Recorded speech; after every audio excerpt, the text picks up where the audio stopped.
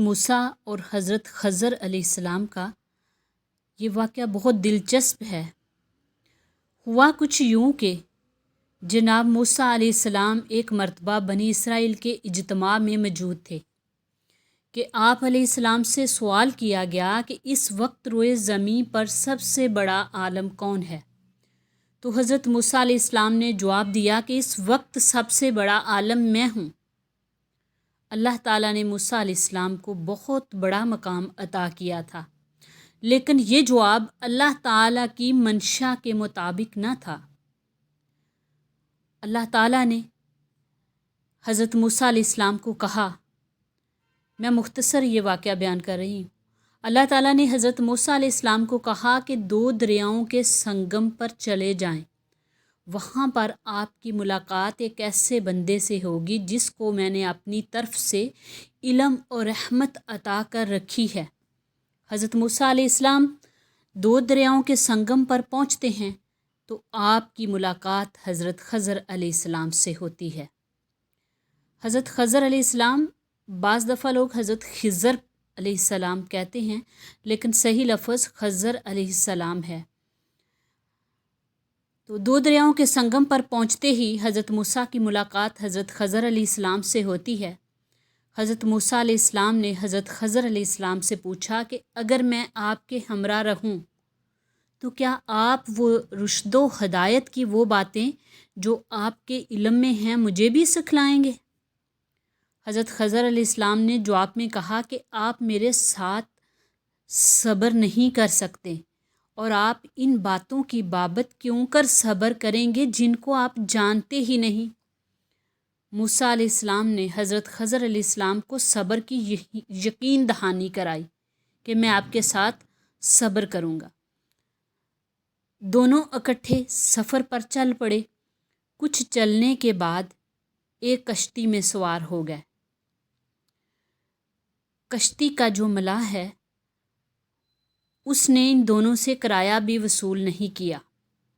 جب اترنے لگے تو حضرت خضر علیہ السلام نے کشتی میں سوراخ کر دیا۔ حضرت موسیٰ علیہ السلام کو یہ بات پسند نہ آئی کہ جس کشتی میں سفر کیا اسی میں سوراخ کر دیا۔ حضرت موسیٰ علیہ السلام نے پوچھا کہ آپ نے یہ کیا کام کر دیا؟ حضرت خضر علیہ السلام نے کہا، کیا میں نے آپ کو نہیں کہا تھا کہ آپ میرے ساتھ صبر نہیں کر سکتے؟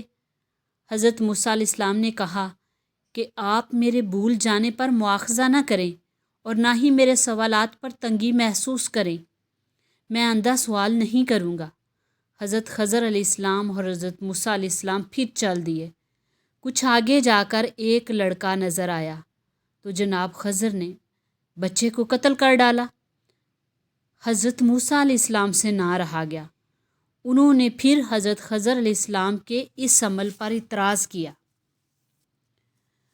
جناب خضر علیہ السلام کی جانب سے کشتی میں سوراخ کرنے اور پھر ایک بچے کو قتل کر دینے کے عمل پر حضرت موسیٰ علیہ السلام بالکل مطمئن نہ تھے، اس لیے انہوں نے اس پر اعتراض کیا۔ حضرت خضر علیہ السلام نے حضرت موسیٰ علیہ السلام کو کہا، کیا میں نے آپ کو نہیں کہا تھا کہ آپ میرے ساتھ صبر نہیں کر سکتے کیونکہ آپ کو ان باتوں کا علم نہیں؟ حضرت موسیٰ علیہ السلام نے فیصلہ کن انداز میں جواب دیتے ہوئے کہا کہ اب اگر میں آپ سے کوئی بھی کسی قسم کا سوال کروں تو آپ مجھے اپنے سے علیحدہ کر دیجیے گا، اس لیے کہ اب مزید سوال کرنے کا کوئی جواز نہیں رہا۔ حضرت خضر اور موسیٰ علیہ السلام اکٹھے آگے بڑھتے ہیں، حتیٰ کہ ایک بستی میں جا پہنچتے ہیں۔ بستی کے لوگ بڑے بے مروت تھے۔ حضرت موسیٰ اور حضرت خضر نے ان سے کھانا مانگا، مگر بستی والوں نے 2 معزز مہمانوں کی کوئی خاطر تواضع نہ کی، کھانا نہ دیا۔ اس بستی میں ایک جگہ دیوار گرنے والی تھی۔ جناب خضر اس دیوار کی مرمت شروع کر دیتے ہیں۔ جب دیوار کی مرمت مکمل ہو گئی اور حضرت خضر علیہ السلام نے وہاں سے چلنے کا ارادہ کیا تو حضرت موسیٰ علیہ السلام نے ان سے کہا، اگر آپ چاہتے تو اسی کام کا معاوضہ وصول کر سکتے تھے، اس سے ہم کھانا کھا لیتے۔ حضرت خضر علیہ السلام نے کہا کہ اب میرے اور آپ کے درمیان جدائی کا وقت آ پہنچا ہے۔ لیکن پہلے میں آپ کو ان تمام کاموں کی تعبیر سے آگاہ کرنا چاہتا ہوں جن پر آپ صبر نہیں کر سکے۔ حضرت خضر نے جناب موسیٰ علیہ السلام کو بتلایا کہ کشتی میں میرے سوراخ کرنے کا سبب یہ تھا کہ جس ساحل پر جا کر کشتی رکنی تھی وہاں پر ایک جابر بادشاہ کی حکومت تھی جو ہر بے عیب کشتی پر جبراً قبضہ کر لیتا ہے۔ میں نے اس کشتی میں سوراخ کر دیا تاکہ کشتی کے مسکین مالک بادشاہ کے ظلم سے بچ جائے۔ جس بچے کو میں نے قتل کیا وہ بڑا ہو کر خود تو گنہگار بنتا ہی اپنے والدین کے امان کے لیے بھی خطرہ بننے والا تھا۔ اس بچے کی موت کے بعد اللہ تعالیٰ اس کے بدلے اس کے والدین کو ایک نیک اور صالحہ بچہ عطا فرمائیں گے۔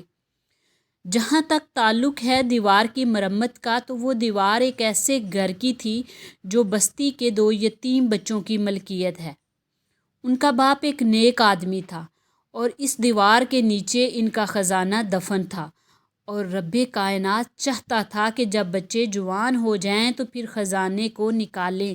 اگر دیوار گرنے سے خزانہ ظاہر ہو جاتا تو اسے بستی والے لوٹ لیتے، اور جو کچھ میں نے کیا اپنی مرضی سے نہیں بلکہ اللہ کے حکم پر کیا۔ یہ واقعہ اس امر پر دلالت کرتا ہے کہ مکمل علم اللہ کی ذات کے پاس ہے، وہ جتنا کسی کو دینا چاہتا ہے عطا کرتا ہے۔